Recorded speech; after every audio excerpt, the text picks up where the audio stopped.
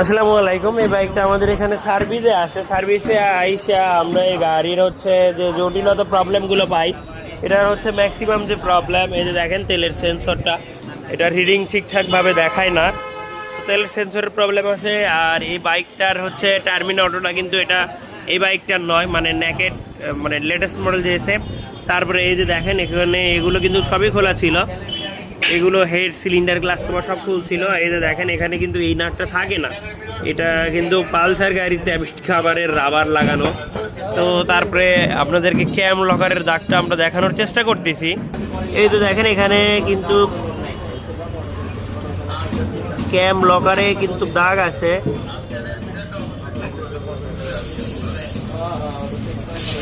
তো যাই হোক, এগুলো ছিল প্রবলেম। এগুলো ঠিক করতে গেলে কিন্তু কাস্টমারের অনেক টাকা গুনতে হবে। তো কাস্টমার যেরকমটাই বলবে আমরা সেই রকমটাই কিন্তু লাগাবো। এই যে দেখেন যারা কপি ব্রেক শুগুলো লাগান, এই যে দেখেন সেক্ষেত্রে কিন্তু ডিস্কটা ক্ষয় হয়ে যায়। আবার এই সামনে দেখেন, এই যে ছিল ডিস্কের অবস্থা।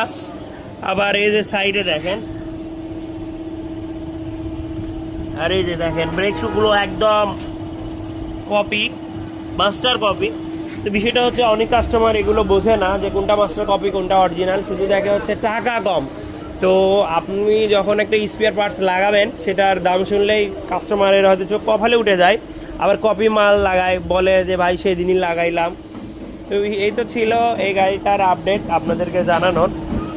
তো আমরা জানালাম, অ্যান্ড কাস্টমার যদি আমাদের অনুমতি দেয় যে এগুলো চেঞ্জ করার, তাহলে আমরা চেঞ্জ করে দিব, আর যদি না বলে তাহলে আমরা চেঞ্জ করবো না। ধন্যবাদ।